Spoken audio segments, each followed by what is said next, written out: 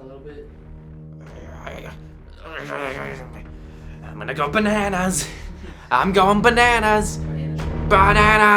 Picture this. You're browsing in Firefox because you care about privacy and see a notice. It's Mozilla VPN. Now, stop. Before you buy Mozilla VPN, you need to know two gigantic reasons why this service makes absolutely no sense. First, some context. We made a video covering Mozilla's business model, which you should check out. In short, most years they are 90% funded from using Google as the Firefox default search engine, something that violates much of their own manifesto. In 2021, it's estimated Google pays Mozilla between $400 and $450 million a year.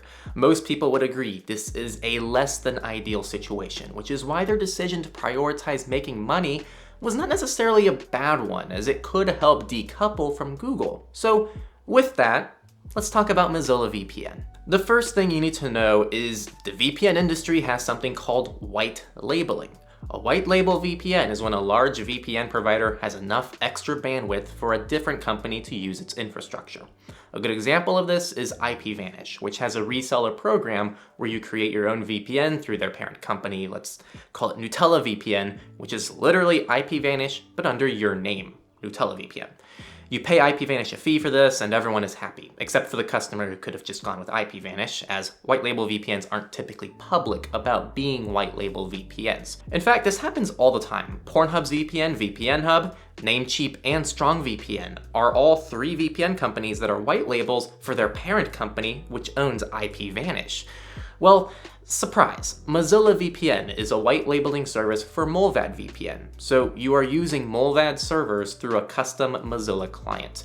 There's really no net gain for you to go with Mozilla's VPN rather than going directly through mullvad, unless you're going for that 50-cent savings, making this VPN alone make not much sense. With mullvad, everything is open source, requires no personal information, has fantastic clients, and it costs pretty much the same as Mozilla VPN with an actual VPN company that is dedicated itself to just being a VPN, and it can offer support for their own product as such. It's also worth mentioning mullvad doesn't really require any personal information. No emails, passwords, and you can pay in cash or cryptocurrency.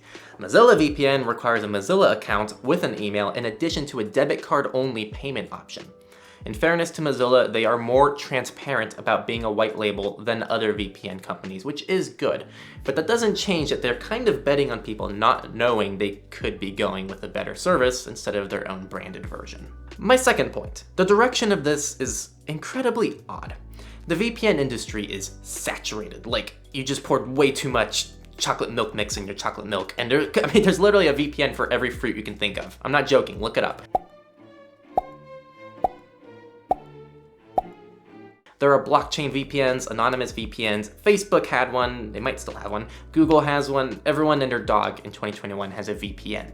So not only is Mozilla entering a saturated market, which is likely to implode when people realize, all right, these things aren't as important and aren't as hype as they're made out to be, but they're not even developing anything new or noteworthy. It's not like it's their own VPN. This is literally mullvad. This product is useless, and if you bought it, I'm sorry, but I think you're better off getting mullvad and you should request your money back. If you're happy with it and the 50-cent savings, then, you can keep it. I'm not telling you to just leave it because I just don't think many people should have joined it in the first place. It's just doesn't make much sense to even use it. The only pro to Mozilla VPN is if you enjoy Mozilla's ecosystem, which I don't think I've heard a single person say, I love Mozilla's ecosystem.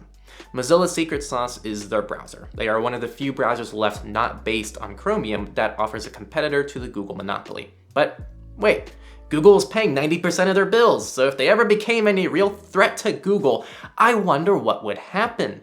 The sad reality is their browser's losing market share every month. Mozilla has decided to prioritize things like a useless VPN, and I'm just in the corner making a video about this because I'm angry that one of the few companies advertising themselves for caring about privacy and internet freedom are actively doing things that go against their goals. I've had to respond to so many of you asking me to review Mozilla VPN, and I get angry every time I respond.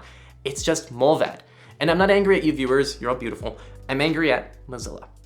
So this is my Mozilla VPN review. It will not exist on our chart or our tools because it's a borderline scam. As a matter of fact, I'm going to be removing all white label services from our chart altogether in the coming days, which I believe only includes strong VPN, and we will not be reviewing these in the future either. It's just a waste of time. If you're aware of another VPN on our chart that's a white label that we're not aware of, please let me know or contribute yourself. It is open source after all. All right, now I don't want to be the guy who just complains in a video, yells, and then ends it. So I want this to be somewhat productive. So, we're gonna do the thing. Let's do the criticism sandwich. One good, two bad, one good.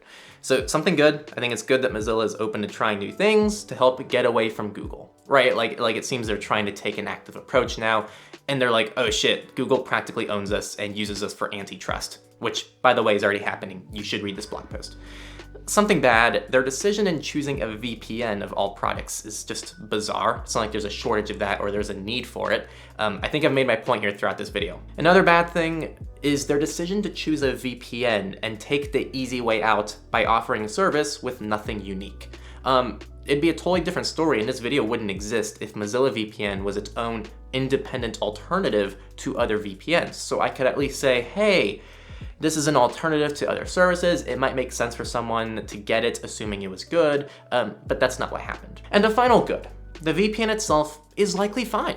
If you bought it, I'm sure it's been working with no problems. I'm not saying it's a bad product. And if you love the Mozilla ecosystem, maybe you like the simplicity of things and it's all in the same room, so that there are perks to this. Since they're using mullvad, I'm also sure that everything's incredibly trusted. Your privacy and security is likely safe. However, just because what you were given is fine doesn't make the principle of what they did any less misleading. If a car salesman sells you a 2020 car instead of the 2021 model that you actually purchased, I'm sure the 2020 model will still drive perfectly fine and you'd be super happy with your new car, but that doesn't make what the salesman did okay. Now, I don't have much of a recommendation to give here. Tekla has an entirely different business model than Mozilla. Yeah, we're not a browser, so I don't have many answers here for what they should do. That's for them to figure out. However, I can make an educated guess and say this is a complete waste of time unless their sole goal is to make short-term money out of their customers. And if that's the case, then good job, Mozilla. You got some of your loyal customers to buy something of yours that you consciously know isn't as good as something else. Anyway, that's it. This has been a video I've been going back and forth on for months, and here it is. These rants are always kind of like that. Make sure to leave comments below. I'd love to hear your feedback and thoughts towards this whole situation because it's kind of tricky. Like, I know you're all just people on the internet, but what would you do if you were Mozilla? I'm very curious because they're in a pickle and I want to feel bad for them, but I also get frustrated at the same time due to so many things they've been doing that aren't even specific to their VPN. We're not going to get into it in this video. Anyway, that's it. Leave a comment, subscribe, you know the drill. Also, check out our VPN tools. They're really awesome and they're there to help you. So check them out and contribute to them. See you all next time and peace.